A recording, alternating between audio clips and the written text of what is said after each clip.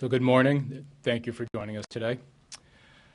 So today, acting under Section 311 of the USA Patriot Act, the Treasury Department has identified Qassem Remedi and Company for Exchange and Halawi Exchange Company, both operating principally in Lebanon, as financial institutions of primary money laundering concern.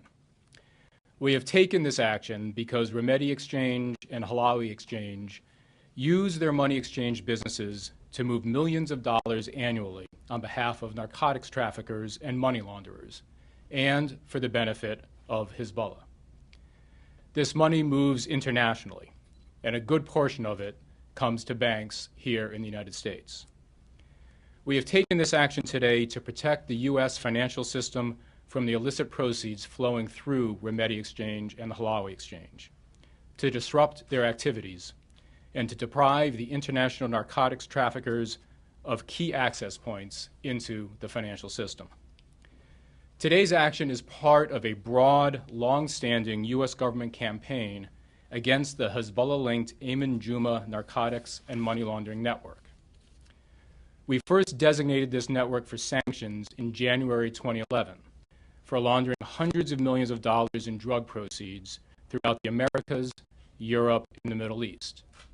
In February 2011, we continued to apply pressure on the Juma narco money laundering network by going after its preferred access point into the formal financial system, the Lebanese Canadian Bank, which we identified as a primary money laundering concern under Section 311. As today's findings lay out, both Remedi Exchange and Halawi Exchange increased their business with drug kingpins and money launderers over the last few years to fill the void left when the operations of LCB and two other exchange houses in Juma's network were disrupted by our actions in 2011. Today's action also exposes important links between both Remedi Exchange and Halawi Exchange and the terrorist organization Hezbollah. Hezbollah has long sought access to the international financial system in order to move its terrorist funds and to launder the profits from its involvement in illegal activity. Make no mistake, Hezbollah is both a full-fledged terrorist organization, lavishly funded over the years by Iran, and an enterprise that increasingly turns to crime to finance itself as the economic pressure on Iran mounts and Iran's financial situation becomes more tenuous.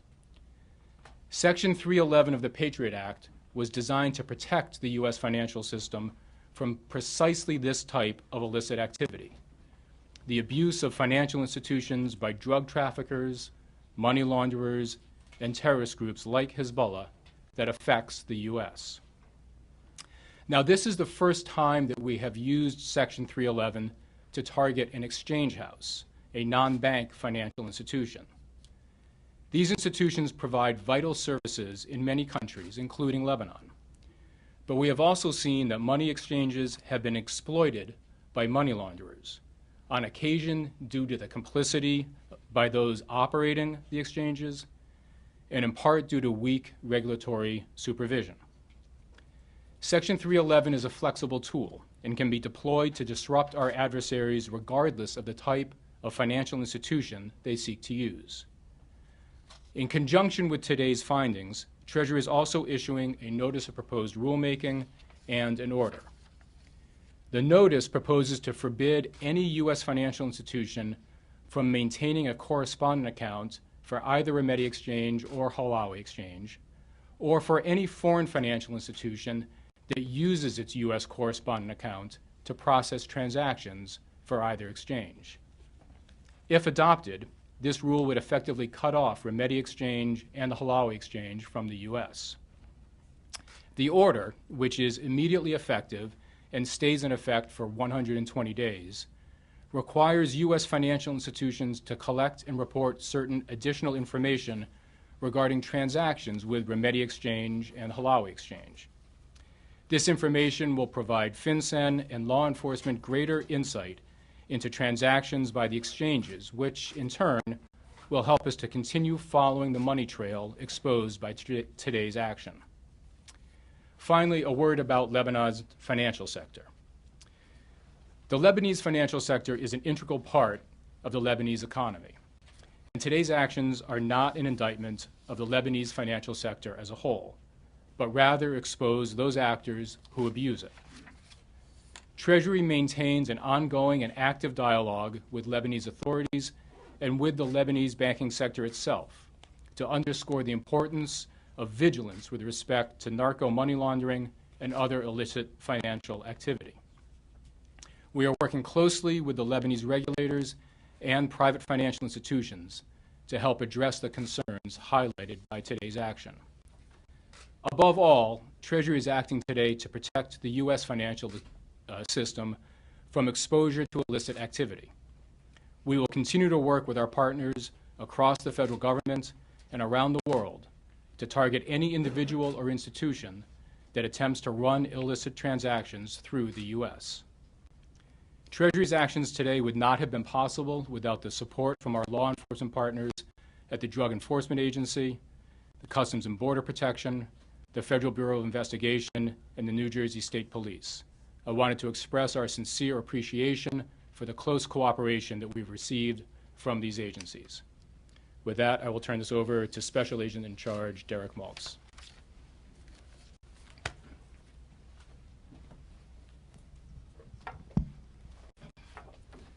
Good morning. Thank you all for being here today for this important announcement, and to the Foreign Press Center for hosting this news conference. This is a terrific venue, and we appreciate all of your fine work. I'd like to thank Undersecretary Cohen and all the outstanding work by the U.S. Treasury Department in continuing to expose the many criminal elements who serve as facilitators and financiers for some of the world's most dangerous terror and criminal regimes. DEA's mission is to disrupt and dismantle criminal organizations that threaten our citizens and promote instability and chaos. In addition to working with our state and local enforcement counterparts, we at DEA are fortunate to have the partners in the Treasury Department to utilize the effective tools such as the 311 designation of the Patriot Act to further our mission and strengthen and protect innocent Americans here and abroad. Nothing is more important than the safety and security of the American people. Today's identification of Ramadi Exchange and Alawi Group as financial institutions of money laundering concern is part of this broad effort to disrupt and dismantle dangerous organizations as Hezbollah and their financial networks. These two groups use their foreign money transmitter businesses to launder millions in drug proceeds across a wide array of businesses, including some in the United States, making these dollars to appear to be legitimate. To be clear, DEA investigations have shown that Hezbollah is laundering drug money through these financial institutions. In the view and the opinions of members of the Counter-Narco-Terrorism Operations Center, Hezbollah is operating like a major drug cartel, and we're going to actively investigate them as such, with all our law enforcement partners acting as one team. This is another of many clear links between global drug trafficking and terrorism. Drugs and terrorism coexist across the globe in a marriage of mutual convenience. As state-sponsored terrorism has declined, these dangerous organizations have looked far and wide for resources and revenue to recruit, to corrupt, to train, and to strengthen their regime. Many drug trafficking groups have stepped up to fill that revenue void. And so as these facilitators like Ramadi and Halawi. As I said earlier, DEA's core principle is to secure our nation and protect our citizens. We do this by having an intelligence-based, threat-driven, and integrated focus. Today's actions are a perfect example of this vision. Criminals are generating huge amounts of money around the world through drug trafficking, and these proceeds are fueling violence against Americans. We must stay focused on this mission and continue to work with all our partners around the world as these links are more and more evident. Thank you again to Undersecretary Cohen and to the Treasury Department for this action, and we look forward to continuing our work together to protect and strengthen this great country.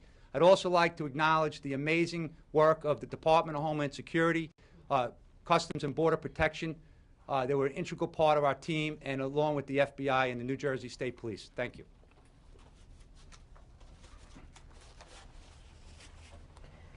We will now accept your questions at this time. If you're going to ask a question, I would ask that you please state your media affiliation and your name. Gentlemen, if you could please approach the podium. This gentleman in the vest up front. Hello, my name is Oliver Grimm. I'm here for the Austrian newspaper Die Presse. Can you elaborate a bit on the way that this international used car and drug trade funnels money into Hezbollah? And can you also tell us which European countries you have cooperated with, and whether what your outlook is on the European attitudes towards Hezbollah? There is always the constant sort of conflict between the US and the EU whether they should be sanctioned or not, and the Europeans are quite hesitant to do so. Thank you. Sure. Why don't I start off? You want to fill in on the drug money laundering network? We had on the screen earlier a diagram that essentially described how this network operates. But in short, drugs are produced in South America, moved to West Africa and Europe. Proceeds from those drug sales are mixed with the proceeds from the sale of used cars in West Africa. That bulk cash is brought to Lebanon, deposited into the exchange houses, including Halawi Exchange and Remedi Exchange. Those funds are then wire transferred either back to the U.S., where they are used to purchase used cars, which are then sent off to West Africa, or to Asia for the purchase of consumer goods, which are then sent to South America, sold, and proceeds generated there. That's the essential cycle involved here. And I should say it's essentially the same money laundering drug trafficking scheme as was at issue in the Lebanese Canadian Bank action that we took 2 years ago. What we are doing today is taking action against 2 exchange houses that have stepped into the void created by the action against LCB, as well as some exchange houses that we applied sanctions to in January 2011. I don't know if you want to add to that. To answer your question about partnerships, I mean, the DEA and the law enforcement agencies in this operation always work closely with our foreign counterparts throughout Europe and throughout West Africa as well. Several countries in West Africa have provided significant cooperation to the DEA in this matter. We cannot do our jobs globally if we don't have strong law enforcement partners. So we're working closely with them. And quite frankly, we in the DEA are not interested in a debate on Hezbollah. We're just interested in protecting the American public and going after these schemes, working with our partners at Treasury. The gentleman in the black suit with the, yes. Yes, Hisham Melhem, Al Arabiya Television. Sir, in your diagram, it seems that the Lebanese banks also are used in these schemes. Could you please elaborate on that? And also, I understand that Lebanese banks are regulated by the Lebanese state, but what about these exchange houses? Are they regulated or not regulated well, or the Lebanese government is not doing its job? I mean, the scheme involves principally the wiring of funds from Lebanese banks to financial institutions in the U.S. and elsewhere. The exchange houses have accounts with Lebanese banks. They use those accounts to place the money in the banks, and then the wire transfers are made from the Lebanese banks. The focus of our action today, though, is on the exchange houses themselves, not the banks in Lebanon. As I said, we are working very closely with the Lebanese authorities, including the Central Bank of Lebanon. The exchange house sector in Lebanon is regulated. There are 400 or so exchange houses that are licensed by the Central Bank of Lebanon. As we describe in the findings that are issued today, we have concern about the adequacy of the supervision, how well the oversight of the central bank is being applied to the money exchange sector. Now, I should say that money exchanges in Lebanon, as well as elsewhere, are a particular systemic money laundering risk. They are institutions that are in the business of accepting cash, and as a result are often used by illicit actors who generate cash in the course of their illegal conduct.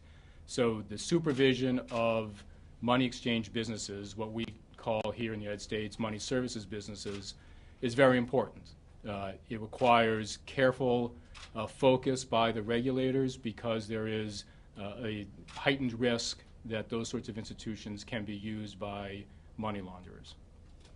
We can take the next question. This gentleman in the green tie with the glasses. Thank you. Tolga Tani, Suriyet. A quick question regarding this traffic, drug sale traffic in Europe. Is there any other illegal organization that cooperating in Europe, Hezbollah or other organizations to sell drug or for the transfer any money? Because 2 years ago you had implemented Kingpin Act for the 5 leaders of PKK, for example. Is there any similar organization that they are cooperating in Europe? And the second question, can you give a few details about the operations of some illegal groups or the radical groups based in Syria, in the region, in Lebanon, in Iraq, or in other countries like Turkey? Is there any detail that you can share with us about, especially Al-Nusra, which has been designated as a terrorist organization by the State Department a couple of months ago? Thank you. Do you want to take the question? I'm not sure I really understand the question. However, I will say that in general terms, the Colombian drug trafficking entrepreneurs are taking complete advantage of the market for cocaine in Europe, the Middle East, and other parts of the world. So from a business standpoint, if you can make more money and you can have less risk of going to the U.S. jail based on extraditions from foreign countries, it's just a very interesting scheme for the Colombian traffickers because they are now selling their cocaine all over the world. And there's a market where it's a far more lucrative market than in the United States. So a lot of these different groups operating all around Africa are now taking advantage of moving the cocaine throughout Africa, West Africa, through Northern Africa into Europe, and then the drugs are being distributed throughout Europe and other parts of the world. And then money is being picked up in Europe by different groups and transported back into West Africa. And so there are many different groups. DEA is estimating approximately 50% of the foreign terrorist organizations have a connection to drug trafficking. And that's a low estimate because at the end of the day, terrorists are increasingly turning to crime and criminal networks for funding because the U.S. government and our partners have done a great job at shutting down the streams of funding over the past 10 years since 9/11. So obviously they need a lot of money to operate. They have access to a lot of money if they get involved in the drug business because drugs are generating probably $400 billion a year, according to UN estimates around the world. So it's just basic common sense that if they can generate and make a lot of money from the drug business, criminals are going to do exactly that. And let me just elaborate for a second on Hezbollah and their activities. It's worth taking a moment to just be clear about what Hezbollah is and what Hezbollah is involved in. As we say in the findings issued today, Hezbollah benefits from this money laundering network, this drug trafficking network. It derives financial benefit from this narco trafficking and money laundering schemes. With that funding, as well as the funding that they receive from Iran and elsewhere, Hezbollah is involved in terrorist activity around the world. We saw Hezbollah activity over the summer in Bulgaria in the attack in Burgas.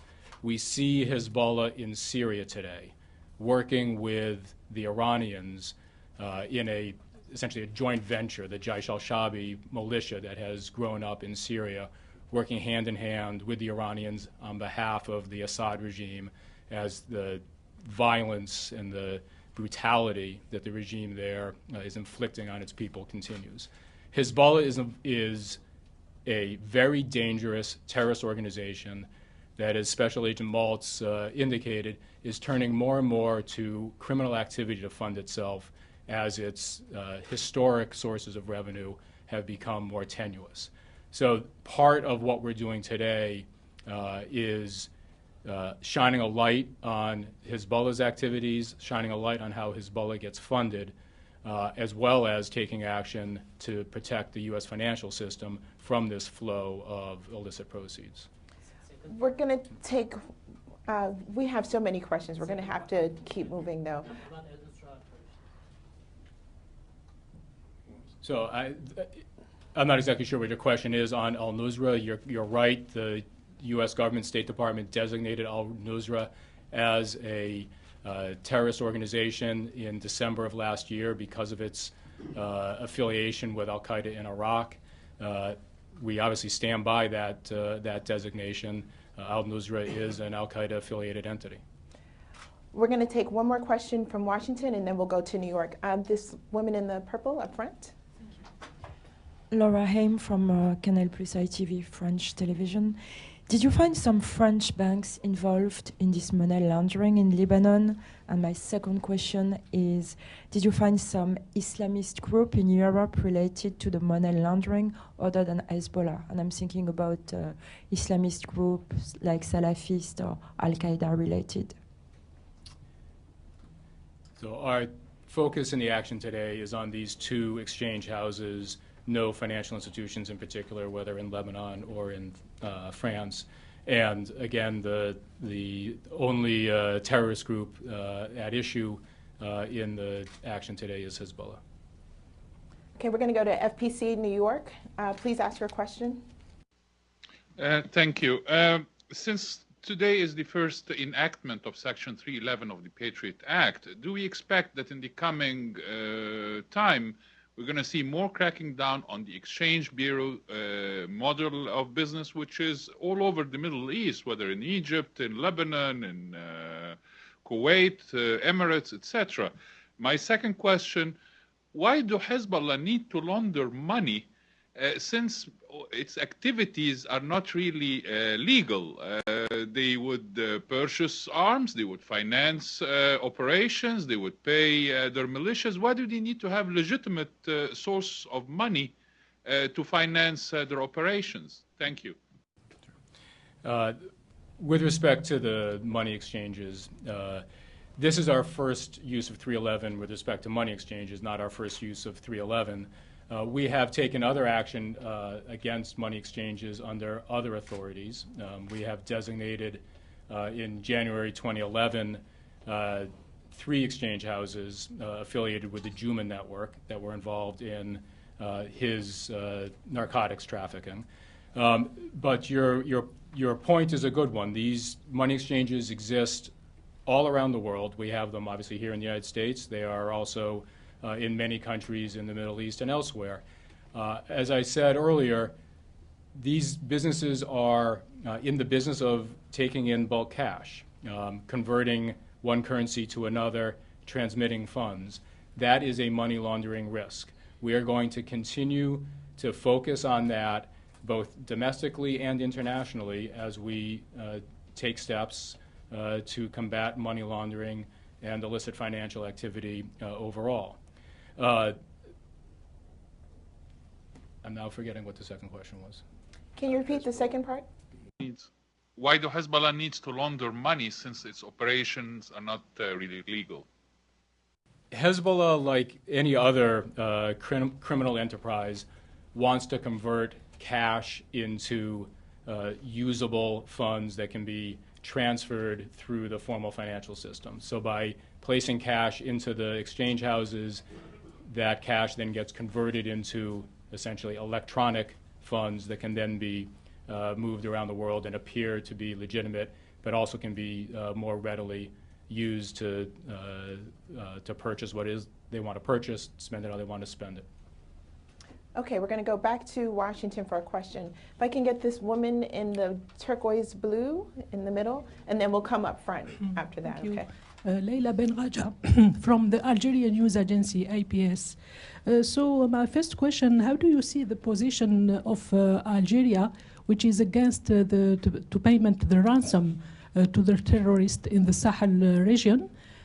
Second question, is there a cooperation between Algeria and the United States about this issue? My last question, do you confirm that France pay the ransom to terrorists in the Sahel region especially? Thank you. So the question has to do with what we call the kidnapping for ransom issue and concern that we have that terrorist organizations, in particular Al-Qaeda in the Islamic Maghreb, AQIM, is funded principally through the payment of ransoms. We have, as a matter of U.S. policy, a firm prohibition on the U.S. government paying ransoms to any terrorist organization, making any sort of concession. The judgment of the United States is that our citizens are better protected in the long run by making clear to terrorists that they can't get funded by taking hostages, seeking ransoms. We have worked with countries across Europe, across North Africa, really around the world, to address this issue because it is an increasing mechanism by which terrorist organizations are funding themselves, AQIM as well as AQAP in Yemen. Algeria, as a government, takes the same approach. They will not pay ransoms to terrorists holding hostages. As I said, that is consistent with U.S. policy and something that we support. And with respect to the French, we've been in active consultation with the French government on this issue as well, and I think I'll just leave it at that. This gentleman in the front. Thank you. Hi, Jay Solomon with the Wall Street Journal. Kind of two questions. One, you described the close nexus between Hezbollah, Iran, and Syria. Is there any indications that Iran and Syria are financially somehow benefiting from this narco trafficking as well, or is it more of a sign that they're not giving as much money to Hezbollah as they used to, so they're therefore turning to other forms of revenue? And second, you said this case basically, these two exchange houses is tied to the LCB case. Is the LCB case now closed, or are you still sort of looking to where other elements of the money they had in that bank might have moved elsewhere, or kind of the metastasized inside the Lebanese system? Thank you. So to take the second part first, the LCB case continues. It's ongoing. We're continuing to work with the Lebanese authorities with respect to the aftermath of LCB and where the account holders and the funds at LCB have migrated. And I know there's also some associated actions here in the U.S. in the Southern District and in the Eastern District of Virginia with both the civil forfeiture action as well as a criminal case related to the LCB action, and those are still ongoing.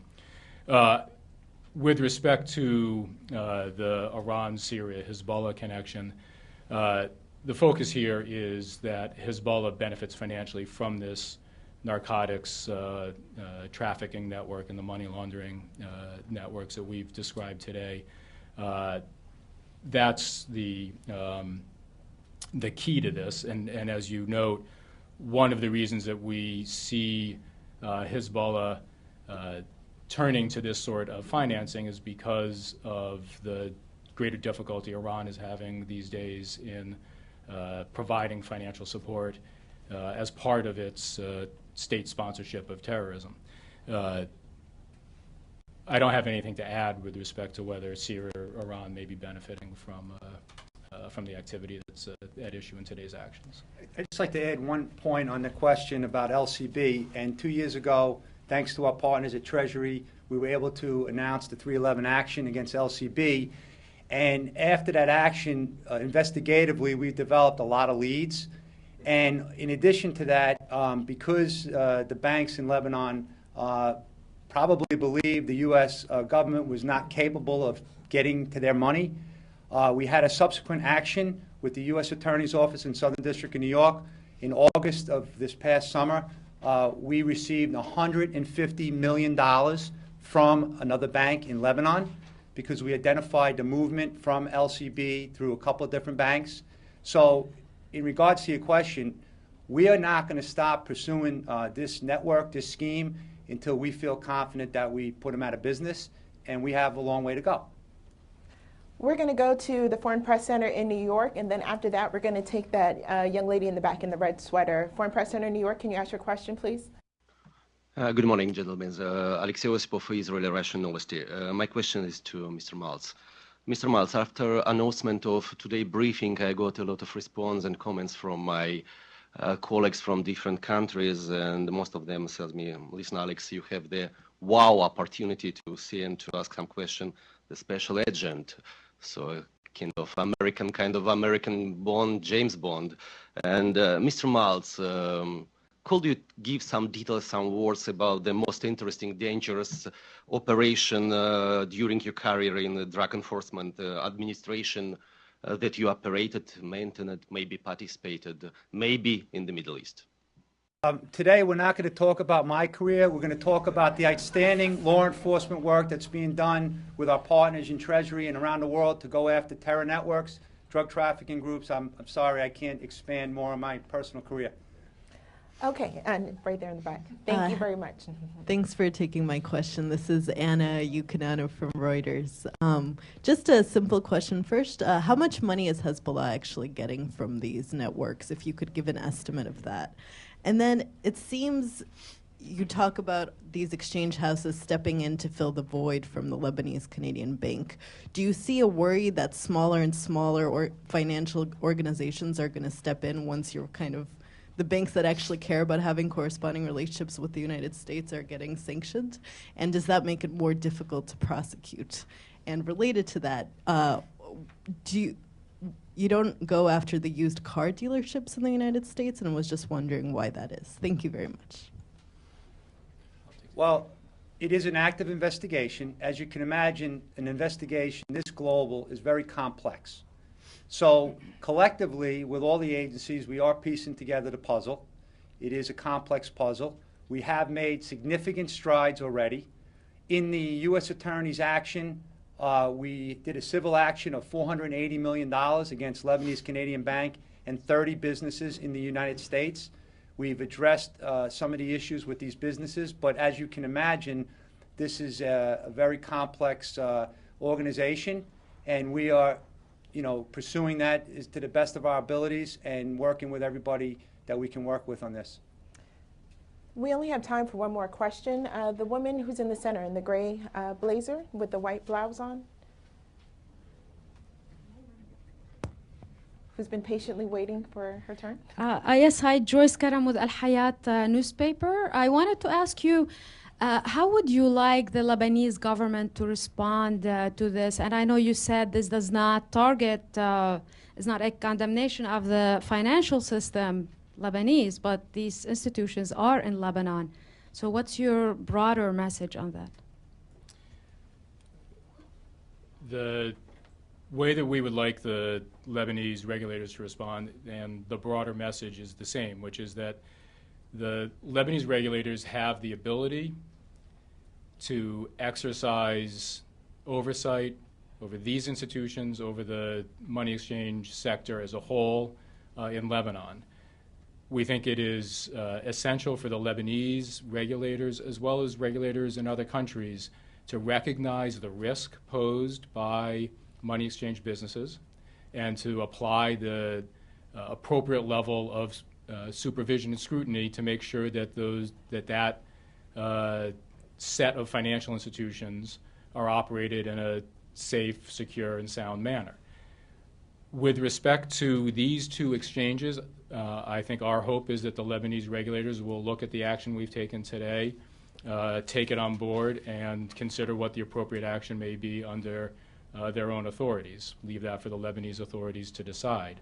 But the broader message here is, and it gets, I think, to the prior question as well, is that we do see a migration from formal financial institutions, banks in particular, to money exchangers and other types of businesses that are in some sense one step removed from the banks. that's not unexpected, but it's also not something that is beyond the capacity of regulators to address and law enforcement to address. And so we will continue to pursue how the money launderers and narco traffickers operate and do what we can to disrupt their activities. We actually do have a few seconds left. So if FPC New York, did you have a short question that you want to ask? Yes, George Spiro, Neue Zürcher Zeitung from Switzerland. Could you give us some numbers on how much money was laundered in the past 6 months or 12 months? How much of that went to Hezbollah? And are there any other clients of these two exchange houses? Yeah, I think the volume of funds being laundered is in the tens of millions of dollars, and specifically the amount that Hezbollah has benefited from that. We can't be precise on that, but overall this network is laundering in the tens of millions of dollars. Just to follow up also, in the indictment out of the Eastern District of Virginia, Aman Juma, who was designated as a drug kingpin in this particular scheme, was responsible for the movement of 85,000 kilos of Zeta's cocaine. So you can only imagine the amounts of money we're talking about moving through this network.